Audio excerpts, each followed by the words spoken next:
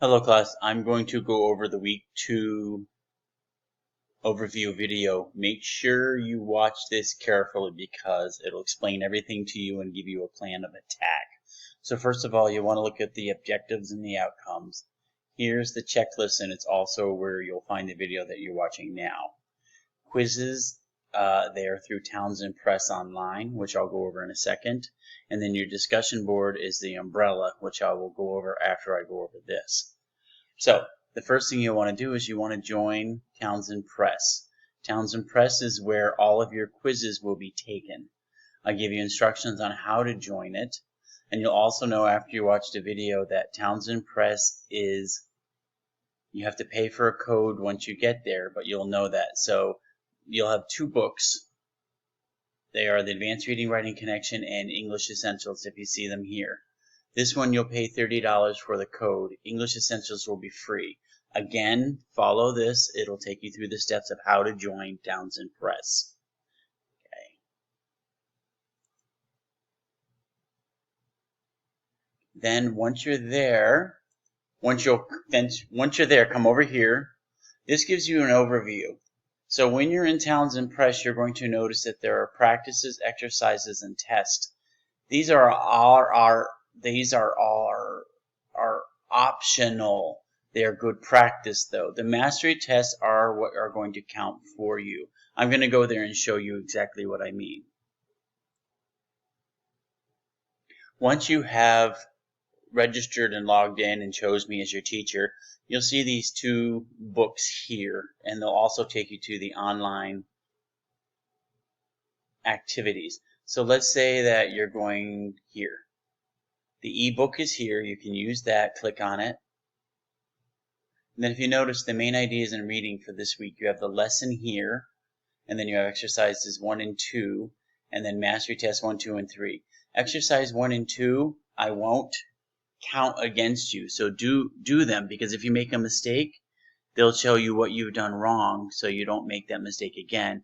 And then once you feel really comfortable with the material, take mastery tests 1, 2, and 3. These you cannot redo. You only get 1 chance at them. And then these are the scores that I will use to add to Canvas. Exercise, if 1, say you get a 0, or exercise 2, you get a 20, they won't count. These are for practice only. Now what I want to do is go back, and then English Essentials. So you have practice, exercises, test, and mastery test. So the practice, the exercises, and these tests do not count. These are all practice. You don't have to do them if you don't want to. They're all optional, but they're good practice. What will be counted here is mastery test 2. So whatever score you get on this will be the score you get put in for the course. Same over here for irregular verbs. These are all optional. They're good practice, but mastery test 1 and 2 are the ones that will count, nothing else. Okay? So if you read here, basically it's everything I just showed you on the actual website is what I've written here. Now when you're going to do the English Essentials, you're going to look at subject and irregular verbs. I know you know what these are, but you need to know them and review them so you are good with subject-verb agreement that we will cover in next week. So watch the subject and verbs video I made. It's very brief. And then here for the Advanced Reading Connection, remember there are 2 books. There are 3 videos. I recommend you watch all of them before attempting the quizzes on the online, when you go to Townsend Press itself. Also, these videos are also needed to answer this week's discussion board prompt.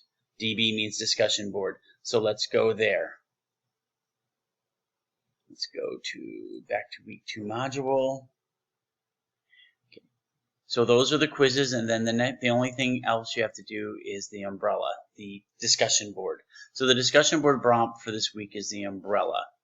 So the prompt is, in this week's, when you watch the videos on main ideas, you're going to come across an analogy or a symbol that they use as the umbrella.